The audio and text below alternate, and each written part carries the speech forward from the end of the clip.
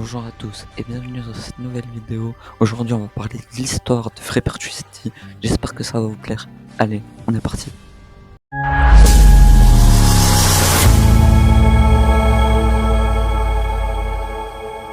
Tout débute en 1966 où Michel Florent et sa femme Simone décident de construire le Freepertuis qui était très loin de celui qu'on connaissait.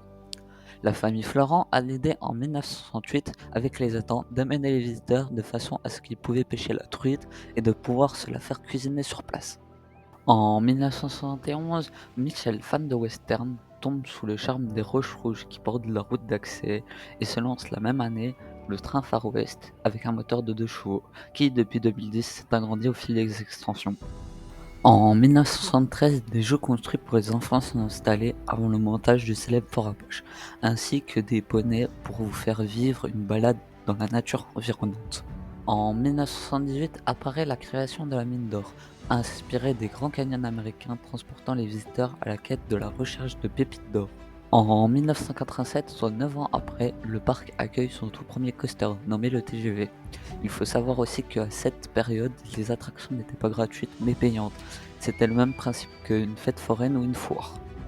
L'année suivante, le parc devient un véritable parc d'attractions avec une entrée payante, 25 francs à cette époque, soit environ 6,50 €. Également, les parcs à truites disparaissent dans l'esprit d'être un véritable parc d'attractions.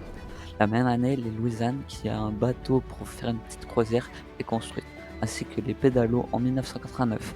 Début des années 90, le parc accueille le Gorille. Arrivé avant le début du thème Far West, il a été acheté par le parc et avait pour seul objectif d'intriguer et de se faire remarquer par les visiteurs. Il est placé sur le parking en bord de route et quand le parc est fermé, il voyage sur les salons touristiques pour continuer d'interpeller petits et grands.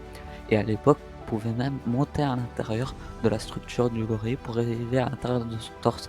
Désormais, on le retrouve sur le parc, mais il n'est plus accessible aux visiteurs. En 1991, Freepertu installe leur FLUM, appelé également aussi Bûche, le labyrinthe aquatique et le carrousel Far West, et le Lucky Burger font office de nouvelles zones thématiques en 1993. C'est en 1995 que les nouveautés deviennent beaucoup plus fréquentes sur le site du parc, avec une nouveauté chaque année, enfin pas tout le temps. La roue panoramique apparaît en 1995, le bateau pirate en 1996. L'année suivante, le parc investit pour s'étendre dans sa thématique Far West, en créant un nouveau quartier mexicain, avec plusieurs attractions telles que Pony Express, Manège des clowns, une piscine à boules, ainsi qu'un point boutique et un tout nouveau restaurant, La Cantina. Malheureusement, c'est en 1998, le fondateur et créateur du parc, Michel Florent, décède, léguant à ses 4 enfants la relève du parc. Sa femme Simone, quant à elle, prend sa retraite la même année.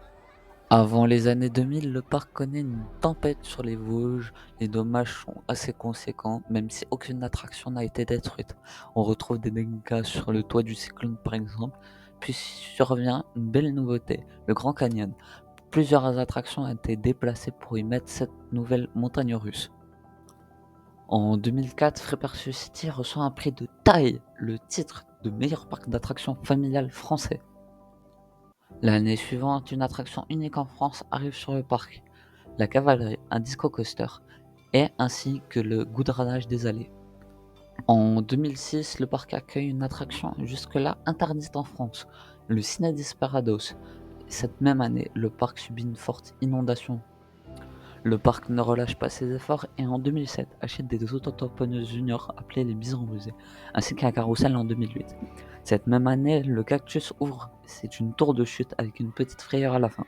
En 2009, le parc ouvre une nouvelle zone thématique se nommant la Crique des Pirates, pour un investissement de 1,7 million d'euros, avec comme attraction Pirate Attack, un splash battle et de nouveaux jeux d'adresse et une nouvelle boutique souvenir.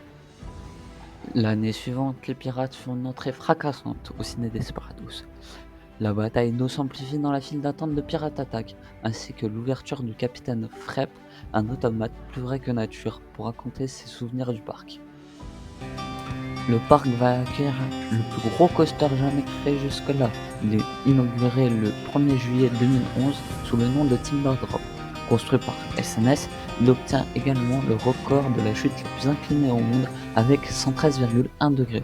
Ce nouveau coaster coûtera 4 millions d'euros. La tornade dédiée aux enfants est aussi ajoutée On remarque aussi un nouveau bloc sanitaire et un sirocco pour se sécher après Pirate Attack. 3 ans après, le parc continue toujours d'améliorer et de divertir ses visiteurs avec la rivière Castor et la ronde des Rondins qui a été déplacée du parc Astérix pour venir s'installer à Frépertuis City. Par la suite, la crique des pirates est agrandie avec 2 nouvelles attractions, ICO et Santiano, un disco coaster, toutes deux pour les enfants.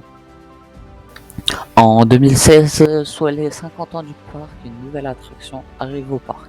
Les taureaux sauvages et de nombreux spectacles sur la scène du Billy Show sont joués. Le parc se met à jour et améliore l'expérience visiteur, tel que l'agrandissement de 3000 m² au fond du parc qui voit le déménagement de la cavalerie, des bisons rusés et du Rio Grande.